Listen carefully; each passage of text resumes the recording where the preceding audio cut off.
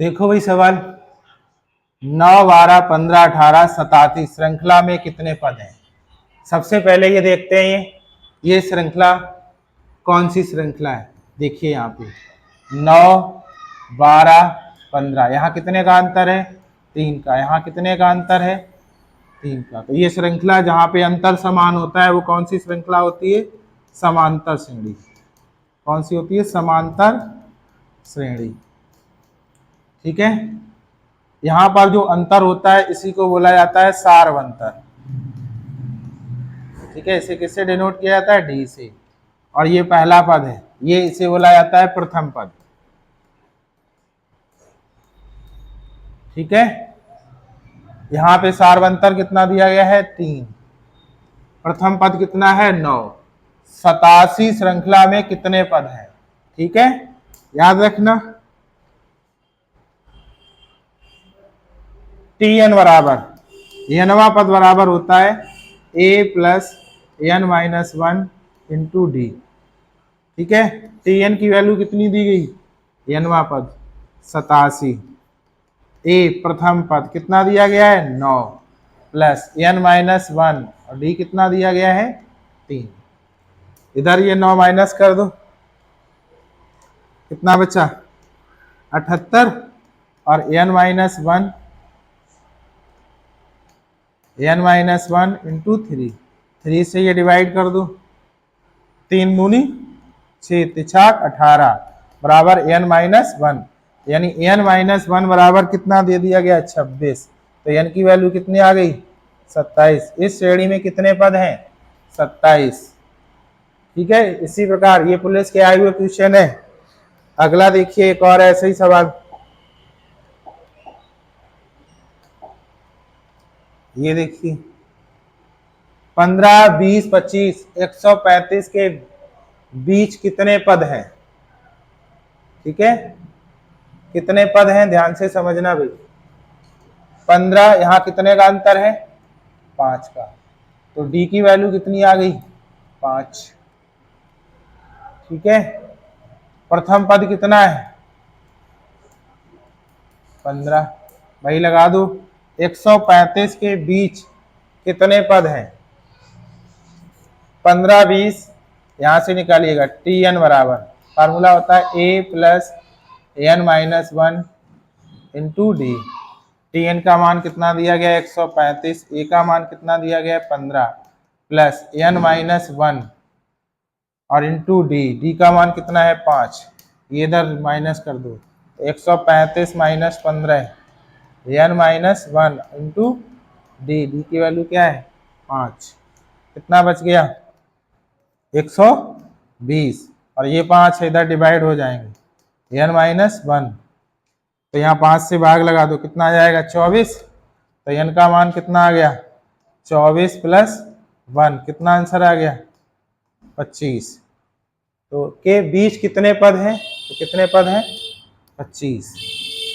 अगला देखिएगा एक और ऐसी सवाल,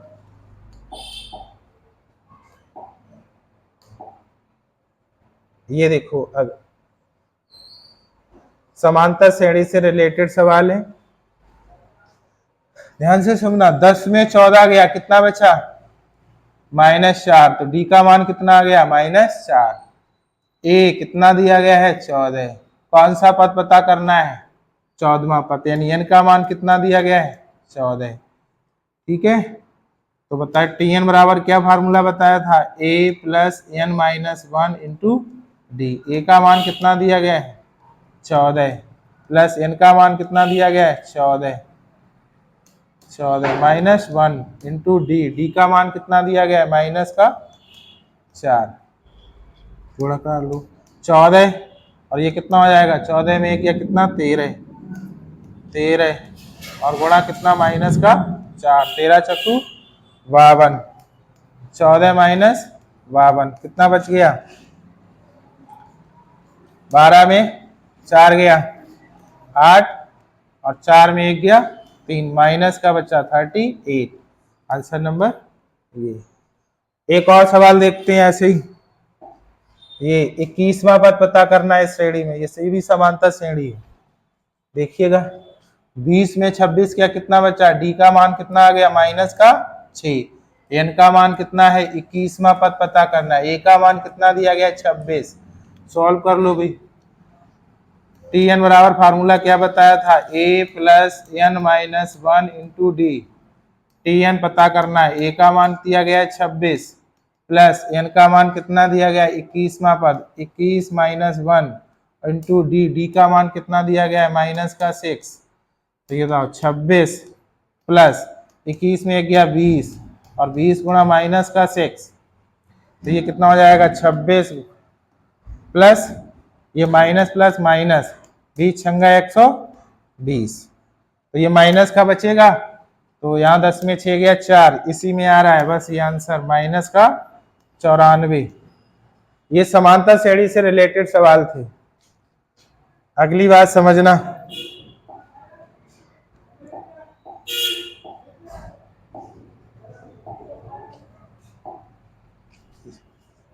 इस सवाल को समझने से पहले एक बात समझना,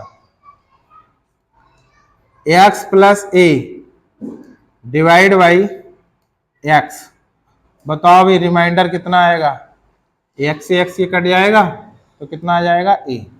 अगली बात समझना, x प्लस ए अब की बार क्या कर दिया whole square divide by x, अब कितना रिमाइंडर आएगा, ध्यान से समझना बात को।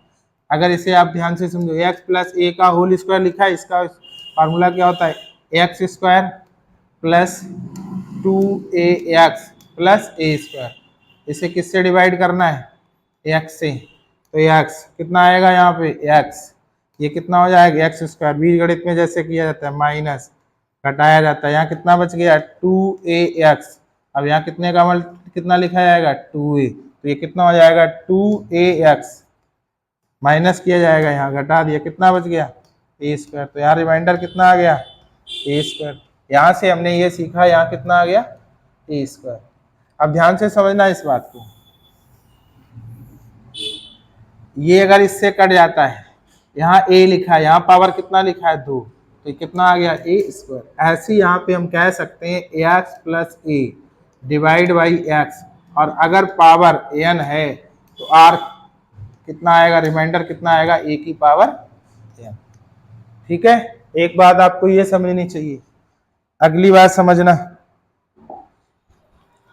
जैसे अगर कहीं पे ये लिखा है ए एक्स प्लस बी और डिवाइड बाई एक्स, और यहाँ पे पावर अगर हम एन कर दें, तो ध्यान से सुनना, ये जो x है ये पूरा पूरा डिवाइड हो रहा है, यानी यहाँ पे रिमाइंडर कितना हो जाएगा 0 हो जाएगा, यहाँ बचेगा क्या b, पावर कितना है n, तो यहाँ पे कह सकते हैं कि bp का पावर कितना आएगा n। ठीक है, अब ध्यान से समझना जो सवाल आपको बोला है, क्या लिखा है 7 की पावर 7 गुणे 4 से विभाजित किया जाए तो शेषफल क्या आएगा। अच्छा एक बात और समझ लो, अगर माइनस चिन्ह पे पावर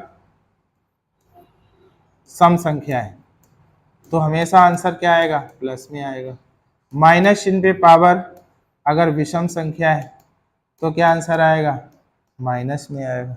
दूसरी बात समझना, जैसे हमने किसी भी संख्या लिखी, मान लो लिखा है 24, अगर 5 से डिवाइड करें तो 5 चक्कू 20, कितना बच गया शेषफल 4 बच गया। इस चीज का रिमाइंडर माइनस का कॉन्सेप्ट आपको बताते हैं, जैसे यहाँ लिखा है 5 से भाग दे रहे तो 5m 25, कितना बच गया, जब घटाओगे तो -1। याद रखना माइनस रिमाइंडर का यूज करके सवालों को सिर्फ आसान किया जाता है, कभी भी आंसर माइनस में नहीं दिया जाता है। ठीक है, जैसे यहाँ पे अगर हम कहें 5 का भाग देने पर रिमाइंडर कितना बच रहा है -1, तो -1 सही नहीं आए, आंसर क्या सही है 4। ये 4 कैसे आया, जिससे भाग दे रहे थे जो माइनस में आ रहा है वो क्या कर दिया करें माइनस, कितना बच गया 4, 5 में गया कितना बचा 4। जैसे यहाँ पे अगर हम ये कहें कोई संख्या 7 है और आपने डिवाइड किया रिमाइंडर आ गया -2, तो ये आंसर गलत है। ठीक है, आंसर सही क्या होगा, तो याद रखना 7 का भाग दे रहे तो 7 में -2, कितना आंसर सही आएगा 5। ठीक है, अब आते हैं सवाल पे, जो सवाल आपको दिया गया था।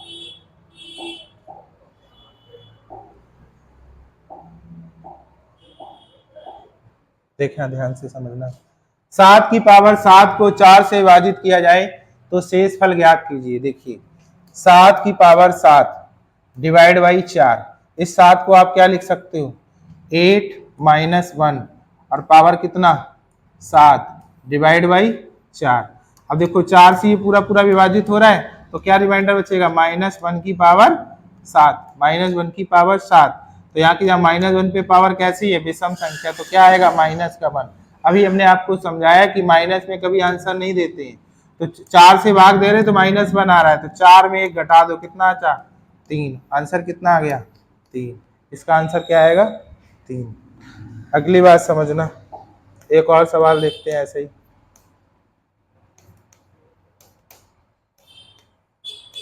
कहाँ गया भाई, ये वाला देखिएगा, जब 25 की पावर 25 को 26 से विभाजित किया जाता है तो शेषफल ज्ञात कीजिए। ध्यान से समझना, 25 की पावर 25 को कितने से विभाजित किया गया है 26 से। बताओ 25 को क्या लिख सकते हैं 26 माइनस 1 और पावर कितना 25 और डिवाइड बाई कितना 26। 26 से 26 कट गया तो यहाँ कितना बचा -1 की पावर 25, और -1 की पावर कैसी संख्या है विषम, तो क्या आएगा माइनस का 1। 26 का भाग देने पर -26 आंसर सही नहीं है, तो आंसर सही क्या है 26 में -1 कितना बच गया 25, तो आंसर कितना आ गया 25, आंसर नंबर ए। अगली बात समझना भी, ये वाला सवाल देखिएगा, जब पूर्णांक n को 7 से विभाजित किया जाता है तो शेषफल 3 होता है, यदि 5n को 7 से विभाजित किया जाए तो शेषफल क्या आएगा। ध्यान से समझना, एक संख्या कौन सी है n, n को कितने से विभाजित किया 7 से, तो बताइए शेषफल कितना बच गया 3। अब इसी संख्या को कितने गुना किया गया है 5 गुना, तो 5n को कितने से डिवाइड किया गया है 7 से, तो रिमाइंडर कितना बचेगा। आप बताओ संख्या के साथ आपने क्या किया है, संख्या को 5 गुना किया है, जो काम संख्या के साथ किया जाए वही काम किसके साथ करना है रिमाइंडर के साथ, तो यहाँ रिमाइंडर को भी कर दो 5 गुना, तो 5 तियो 15। अब आप बताइए 7 का भाग देने पर रिमाइंडर क्या 15 आ सकता है, नहीं आ सकता है। जैसे यहाँ पे समझना 15 नहीं आ सकता तो हम क्या करते हैं फिर से भाग दे देते हैं, तो 7 दूनी 14, 15 में 14 गया कितना बच गया 1, तो आंसर क्या हो गया डी, आंसर ऑप्शन नंबर 1। अगला देखना भी,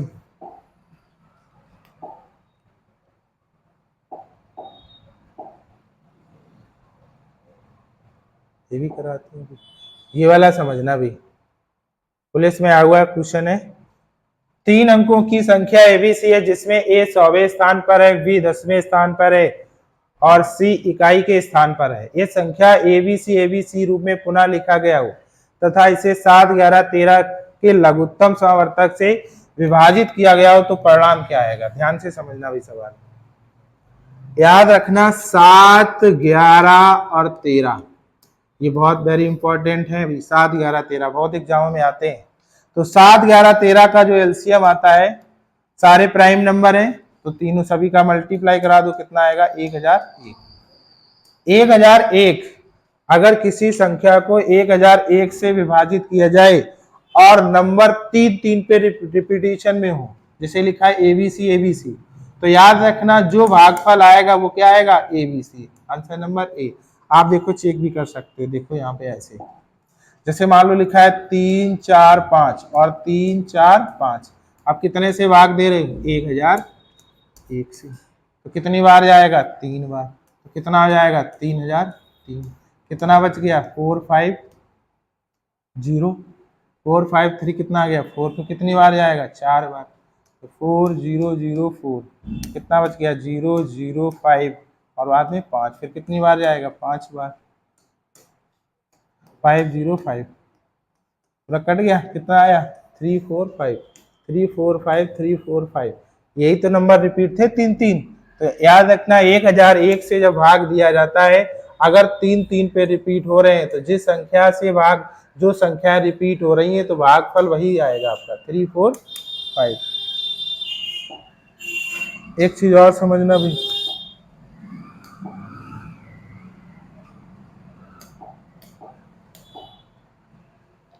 इकाई का अंक समझ लेना।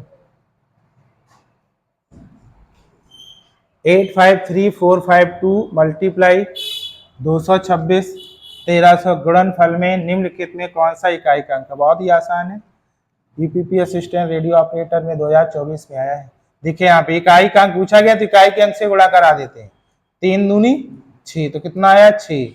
6 चरंग 36, कितना आया 6। 6 चरंग 36, कितना आया 6। आंसर क्या हुआ? D number 6। अगला देखिएगा, अब यहाँ पावर वाला भी समझ लीजिए।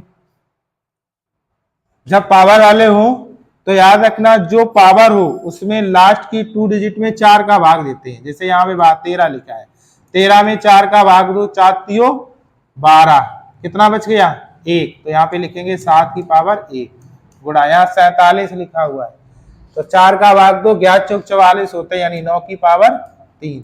यहाँ 24 पूरा पूरा भाग चला गया। जब पूरा पूरा भाग चला जाए तो याद रखना एक रूल समझना, चलो नहीं तो ऐसे लगा सकते, 4 है, 4 पूरा पूरा भाग चला गया तो 4 की पावर कितना लिख लो 4। यहाँ 12 चला गया पूरा पूरा तो 2 की पावर कितना लिख लो 4। ठीक है, ये 7 आया। यहाँ देखो 9 ने 81, कितना 729, तो कितना आ जाएगा 9। यहाँ 4 चक्कू 16 चक्कू 64, ठीक है, तो कितना हो जाएगा 64 चक्कू। ऐसे समझ सकते हो, 4 गुणे 4 गुणे 4 गुणे 4, 4 चक्कू 16, 4 चौक 24, 4 चक्कू 16, कितना आएगा 6। ठीक है, और ऐसे यहाँ पे कितना आ जाएगा 6। अब यहाँ गुणा करा लो, 6 चरंग 36, 6 छनेम 54, कितना आएगा 4, 4 सते 28, कितना आ गया 8। Answer number D. अब एक चीज समझना इकाई के अंक निकालने के लिए, अगर किसी भी संख्या के इकाई के अंक में अगर 0 आता है, 1 आता है, 5 आता है, 6 आता है, इस पे हम कुछ भी पावर चढ़ा दें, ठीक है, याद रखना अगर इकाई के अंक में 0 है तो यहाँ कितना आएगा 0, 1 है तो कितना आएगा 1, 5 है तो कितना आएगा 5, 6 है तो कितना आएगा 6। ठीक है, अगली बात समझना, एक रूल तो ये हो गया। दूसरा रूल समझना, अब हम पावर की बात करते हैं। जैसे लिखा है 2 लिखा हो, 4 लिखा हो और 8 लिखा हो, अगर इस पे पावर 4 का गुणज है, क्या हो 4 का गुणज, तो हमेशा याद रखना इकाई का अंक कितना आएगा 6। एक और बात समझना, अगर कहीं लिखा हो 3, 7 और 9, अगर इस पे पावर, ये इकाई के अंक की बात की जाए 3, 7, 9 इकाई के अंक में है, और अगर पावर 4 का गुणज हो, गुणज का मतलब है कि उसके लास्ट की 2 डिजिट में 4 का पूरा पूरा भाग चला जाए, तो हमेशा याद रखना इकाई का अंक क्या आएगा 1 आएगा। अब ध्यान से समझना, जो भी हमने सवाल बताया था कैसे करते हैं डायरेक्ट समझना। जैसे यहाँ पे बताइए 4 का भाग दिया, 4 तियो 12, 1 बचा तो 7 की पावर 1, यहाँ पे बचा था 3, 9 की पावर 3। ठीक है, अब 24 चला गया, 4 लिखा है तो कितना आएगा 6, 12 4 का भाग पूरा पूरा चला गया, 2 लिखा है सम संख्या है यानी 2 लिखा है तो कितना आएगा 6। अब ये 9 में क्या 729 होता है तो कितना आ गया 9, ये कितना 7, ये कितना 6, ये कितना 6 चरंग 36, 6 छनेम 54, 4 सते 28, कितना आ गया 8। अगली बात समझना,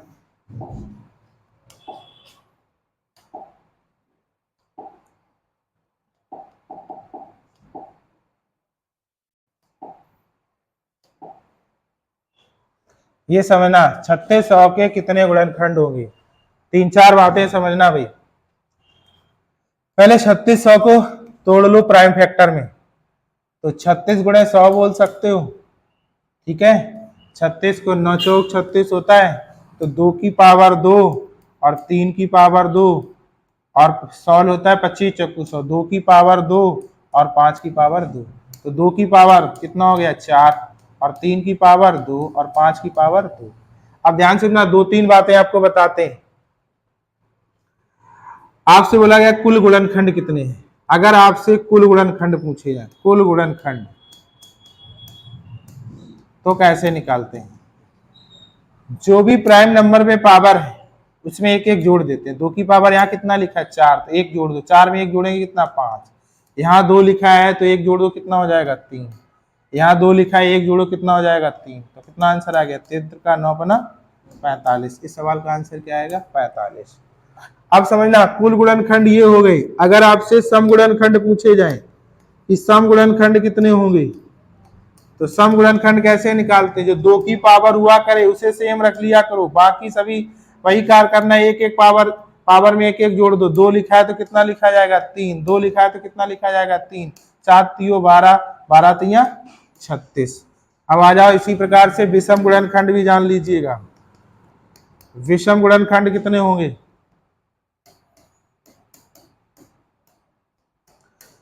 देखिए, अगर 2 आ गया तो सम बन जाएगा, तो 2 की पावर को खत्म कर दो। यहाँ 3 की पावर कितना लिखा है? 2। 1 जोड़ो कितना हुआ? 3। यहाँ 2 5 की पावर कितना लिखा है? 2। 1 जोड़ो 3। कितना आंसर आ गया? 9। ठीक है, तो कुल गुणनखंड पूछे जा सकते हैं, सम गुणनखंड पूछे जा सकते हैं, विषम गुणनखंड पूछे जा सकते हैं। कुल गुणनखंड में क्या करते हैं? जो भी पावर है उसमें एक एक जोड़ के और गुणा करा देते हैं। सम गुणनखंड में क्या करते हैं? 2 की पावर को सेम रखते हैं, बाकी सभी में एक एक जोड़ के गुणा करा देते हैं। विषम गुणनखंड में 2 की पावर को खत्म कर देते हैं, बाकी जो नंबर बचते हैं उनमें एक एक प्लस करके और क्या कर देते हैं? मल्टीप्लाई करा देते हैं। ठीक है, अगली बात समझना, ये समझना भाई, 2 अंकों की एक संख्या के अंकों को आपस में बदलने में प्राप्त संख्या 63 अधिक है। यदि अंकों का योग 9 है तो मूल संख्या क्या है? समझना, एक पहली बात समझना। कोई 2 अंकों की संख्या देख लो, जैसे मान लो आपने उठाया 42, अंकों के पलटने से संख्या क्या बनेगी? 24। अब इनका अंतर कितना आएगा? 18। एक और समझाते हैं, जैसे लिखा है 36, पलटने से क्या बनेगी? 63। अंतर कितने का है? 27 का है। ध्यान से समझना, याद रखना, 2 अंकों की संख्या और अंकों के पलटने से बनी संख्या का अंतर हमेशा किससे विभाजित होता है? 9 से। जैसे यहाँ 9 का भाग 2 कितनी बार आएगा? कितनी बार जाएगा? 2 बार जाएगा। ऐसे यहाँ देखिए 9 से भाग देने पर कितना आया भागफल? 3 आया। याद रखना, 9 का भाग देने पर जो भागफल आता है संख्या के अंकों के अंतर के बराबर होता है। भाग देने पर जो भागफल आता है संख्या के अंकों के अंतर के बराबर होता है। ठीक है, एक बात आपको ये समझनी चाहिए। दूसरी बात समझना भी, कोई 2 अंकों की संख्या है, फॉर एग्जाम्पल जैसे लिखिए 52, अंकों के पलटने से क्या बनेगी? 25। अब इन दोनों को हम क्या करते हैं? जोड़ देते हैं। कितना आएगा? 77। याद रखना, 2 अंकों की कोई भी संख्या हो, अंकों और अंकों के पलटने से बनी संख्या का जो योग है हमेशा किससे डिविजिबल होगा? 11 से। कोई भी संख्या उठा के देख सकते। 24 लिखा है, पलटने से क्या? 42। इन दोनों को जोड़ दो, कितना आया? 66। देखो किससे डिविजल हो रहा है? 11 से डिविजल हो रहा है। याद रखना, 11 का भाग देने पर यहाँ भागफल कितना आया? 7। यहाँ 11 का भाग देने पर कितना आया? 6। याद रखना, जो भागफल आएगा वो अंकों के योग के बराबर होगा। अंकों के योग के क्या होगा? बराबर होगा। देखो यहाँ पे कितना? 4 और 2 6। अब अगर ये 2 बातें पता है तो 2 अंकों से रिलेटेड सवाल आपका कोई भी नहीं बचेगा। अब देखिएगा भाई, जैसे लिखा है 2 अंकों की संख्या और अंकों को आपस में बदलने से प्राप्त संख्या 63 अधिक है। 63 अधिक का मतलब ये है कि दोनों के बीच का अंतर कितना रहा होगा? 63। 63 में 63 हमेशा किससे विभाजित होगा? 9 से। 9 का भाग दीजिएगा, 9 सत्ते 63, यानी संख्या के अंकों का अंतर कितना रहा होगा? 7। यहाँ पे देखिए 7 है, 8 में 1 गया 7, यहाँ पे 7 नहीं है। अब ये दोनों आंसर हो सकते हैं। अगली बात ये बोला है अंकों का योग कितना दिया गया है? 9। अंकों का योग बताओ, यहाँ 9 है, यहाँ 9 है, कहाँ पे योग 9 है? ये आंसर 81। ठीक है, आंसर नंबर क्या हो जाएगा? ए। अंकों का योग कितना बोला गया है? 9। इसी में तो 9 है, यहाँ पे तो 9 है नहीं, यहाँ पे तो 9 है नहीं। ठीक है, अगली बात समझना,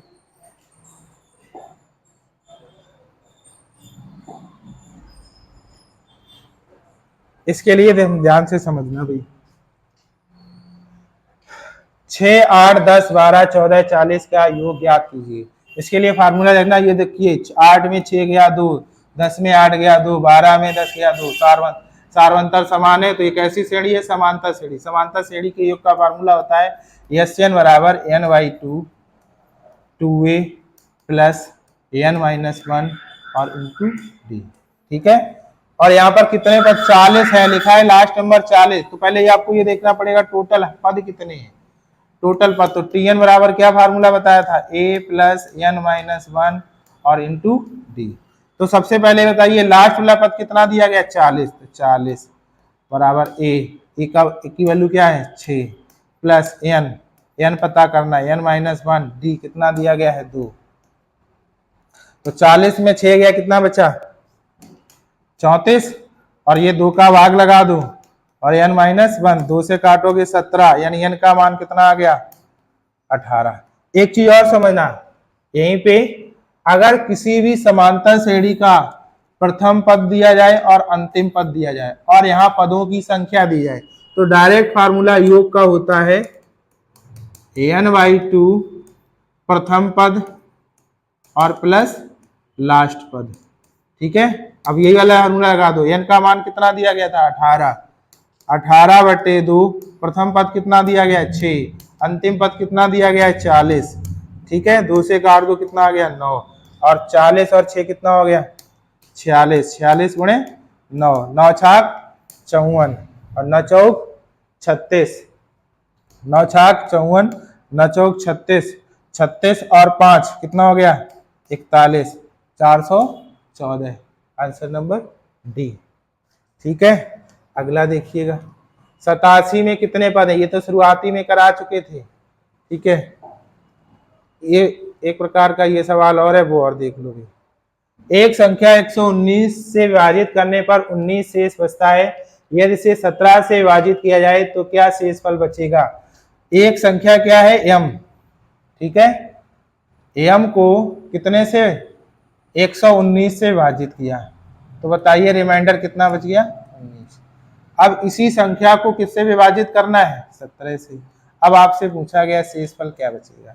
याद रखना, अगर ऐसे सवाल आते तो ये आप सबसे पहले आपका काम ये 17 से ये देखा कोई पूरा पूरा डिविजन है, 17 से 17 17 119 पूरा पूरा कट रहा है। अगर ऐसा पॉसिबल होता है तो इस 17 का सीधा भाग इसमें दे दिया करें, तो 19 का 19 में भाग दे दो भाई 17 का, 17 एकम 17, कितना बच गया 2। आंसर नंबर कौन सा हो गया 2, चौथा। अगला समझना, चलो।